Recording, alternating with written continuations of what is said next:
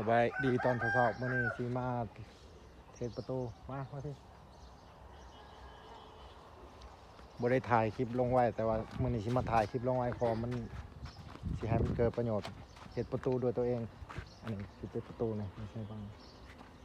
เดี๋ยวจะให้ร้านลองเบิ่งเอา2 นิ้วเด้อลองปิดเบิ่งมันสิไปบ่เอาลองเบิ่ง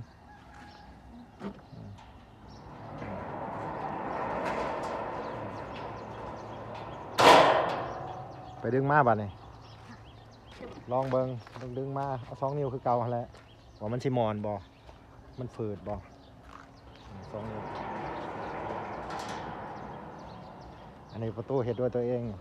อันนี้ยังบ่ได้แล้วนะยังบ่ได้เก็บผลงานซ้ำแต่ว่าแล้วก็ลองเปิดไว้เทสไว้อันนี้บ่ได้เป็นหลบคมมันดีแต่มันใช้ได้เรื่อง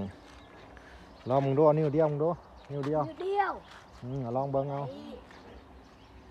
ลองมึงดูนิ้วเดียวมึงจะไปลองนิ้วเดียวดึงมามึงดู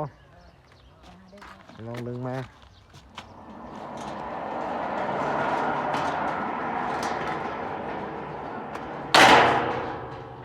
มันกระแทก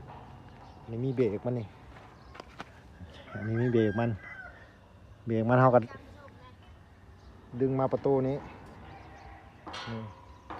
มันก็ส้นตัวนี้น้ำนี่แล้วก็มาส้นตัวนี้น้ำนี่ตัวไหนคลิปนี้ฟีดลงไว้บนยาวคลิปนี้อันนี้ก็เห็ดเอง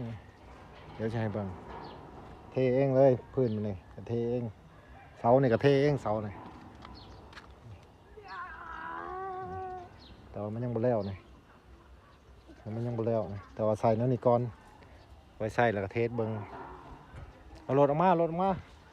เดี๋ยวสิไปส่งร้านไปโรงเรียนคลิปนี้มันสิบ่ยาวประมาณ1-2 นาทีแต่ว่าสิลงไว้ให้เป็นประโยชน์เพื่อผู้ใดสนใจอันนี้สิเก็บงานมันสิอยู่ประมาณใส่มาหลายมื้อแล้วแต่ว่าบ่ได้ถ่ายคลิปลงเบิ่งแต่ว่าสิถ่ายคลิปประมาณ2-3 นาทีนี่แหละอันนี้ยังบ่แล้วแต่ว่าให้เบิ่งรูปทรงกะสิประมาณนี้เดี๋ยวสิมาเบิ่งทางหัวมันมองใส่ลูกกิ้ง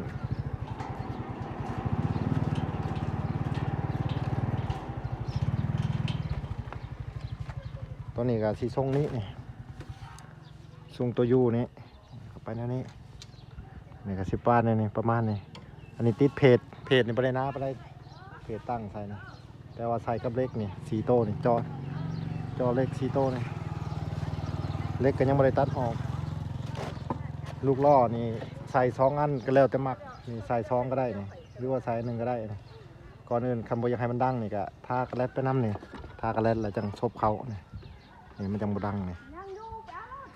คันสั้นแล้วมันดังคันบ่ใส่กระแลดฮะที่จริงว่าสิใส่อีกตัวนึงนี่ใส่ใน2แล้วก็มาใส่ใน2ว่าสิเอาลูกยางใส่ลูกยางก็ใส่ได้คือกันลูกยาง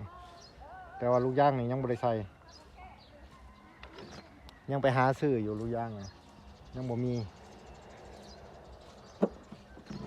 ถ้าว่าเฮาอยากติดตั้งใส่ระบบปิดเปิดไฟฟ้าก็ได้นะถ้ามีสิลงให้เบิ่งอีกเทื่อนึงถ้าบ่มีก็ได้เท่านี้แหละซื้อไปแล้วปึ้มเอาแล้วปึ้มเขาเอาแล้วบ่เดี๋ยวไปส่งร้านไปโรงเรียนก่อนไป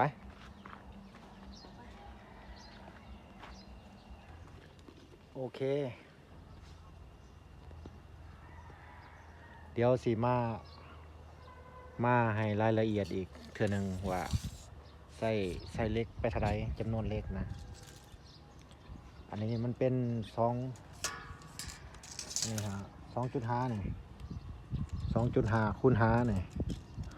เล็กตัวนี้ใส่ไปประมาณ7 เซนเป็นแล้วมาเบิ่ง2.2มันนี่2.2 นี่มันสิตกกับ7 เซนคือกันแต่ว่าระยะห่างวันนี้ประมาณ6 เซนนี่สิให้เบิ่ง6 เซนแต่ความยาวมันแบบ เดี๋ยวสิให้รายละเอียดประมาณน้อยหนึงเพื่อบอกเข้าใจ เพราะว่าตัวนี้มันเขาอาจจะได้ฮู้ผู้ใดสั่งเล็กนี่1130 1330 135 เส้น135 เส้นตัวทางในนี่ตัวทางในนี่135 เส้นส่วนมุมนอก150 เส้นส่วนความยาวนี่มานี่ความยาวมานี่5 เมตรแต่ว่าคอยเห็ดประมาณให้มันอยู่กลางเสานะ5 เมตรไปอยู่กลางเสาและส่วนตัวนี้ก็กระแทกอยู่ประมาณเกือบครึ่งกลางเสาคือกันตัวนี้ แต่ว่าเล็กมันจะติดเนี่ยคอยเห็นประตู6 เส้นออกมาเนี่ยถ้าว่าเฮาติดกระเบื้องหรือว่าเฮาติดไอ้แผ่นอันนี้มันติดนี่มันสีกินกันเลยนี่เกือบติดเลยนี่เห็นบ่แล้วมาลายเบิงเล็กเล็กตัวนี้อย่างมา4.7 อันนี้มันบ่ได้อัน3.4 3.5 คูณ7.5 7.5บ่ได้7.4ตัวนี้หมดไป3 เซนตัวนี้เลขกล่อง3.5 คูณ 7.5 อะไร 7.5 ซะแต่สิมาเล็กก้มบ้านเล็กก้มนี่ตัวนี้นี่คือตัวล่างเลื่อนนี่หมดไป2 เซนนี่เส้นหนึ่งมันสิมีประมาณ6 เมตรแล้วมันสิมีเศษอยู่ดอกที่สิมีเล็กตัววีนี่อยู่ในหลุมนี่หลุมตัวนี้มี2 เซนเส้นเท่าไรวะตอนน่ะซื้อ1 เซน120,000หรือ150,000นี่ประมาณนี้แหละรวมแล้วก็สิหมดประมาณ5 ถึง 6 ล้านนี่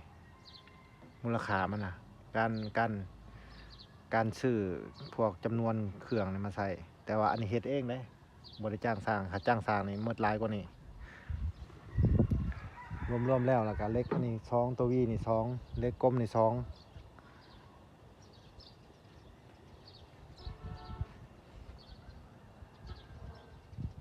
และตัวนี้หมด3 เซน2.5 คูณ5นี่หมด7 เซน2 คูณ 2กับหมด7 เซนเดี๋ยวไปประมูลเอาเองไปไหลเอาเอง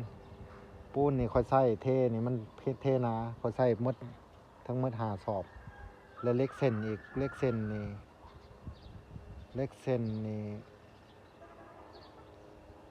ก็หมดหลายอยู่4 เซน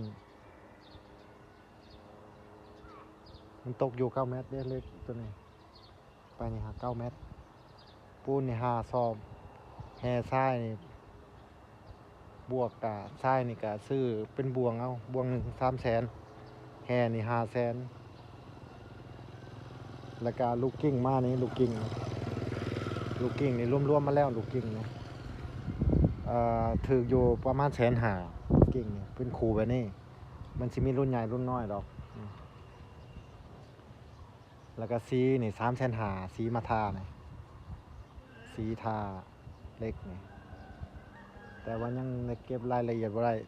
ได้แล้วอยู่แต่ว่าเอามาเทสก่อนใส่งานไปก่อนว่าเบิ่งว่ามันสิเป็นคันใดก็เลยว่าถ้าเอาพอมันสีเฮายังอยู่สำหรับคลิปนี้ครับไผมักกดไลค์นี่เพราะว่าอันนี้เฮ็ดเองเฮ็ดงานประตูเล็กเฮ็ดเองด้วยตัวเองคันไผบ่เข้าใจก็อยากเฮ็ดเองคือบ่อยากเสียเงินหลายก็เรียนรู้เขาไปเบิ่งใน YouTube เอาเพราะว่าเฮาก็ไปเบิ่งคอยกับเบิ่งเอาใน YouTube คือกันมาเฮ็ดแต่ว่าคอยสิมีพื้นฐานการเชื่อมเหล็กเองแต่มันเฮาจังเฮ็ดได้นะ อย่างตัวนี้เฮากะเอาเล็กมาทาบเบิ้งนี่มันได้มุมเหลี่ยมมันนี่แล้วก็ตัดไปตามมันมันไม่ยากดอกเหลี่ยมนี่เหลี่ยมตัวนี้ฮะเหลี่ยมลงมาเนี่ยมันจะงาม อันนี้กับบริคัดแบบละเอียดปานใดก็ถือว่าผ่านเลยทำนี้ก็กันเห็ดงามก็ได้โยเก็บแผลมันนี่เราบริเก็บแผลมันสำหรับคลิปนี้กันประมาณนี้แหละสิประมาณ6-7 นาทีนี่แหละถ้าว่ามีเงินที่เห็ดประตูไฟฟ้ากับที่ลงคลิปให้เบิ่งว่าเห็ดเองมันได้บอมันเป็นอะไรมันสีได้ผลบอหรือว่ามันสีอันนั้นมันสิบหมุนบ่ยังบ่ค่ะว่ามันได้เฮ็ดหั่นนะแต่ว่าคลิปนี้สิลงไว้ซำนี้แหละขอบใจที่เข้ามาติดตามรับชม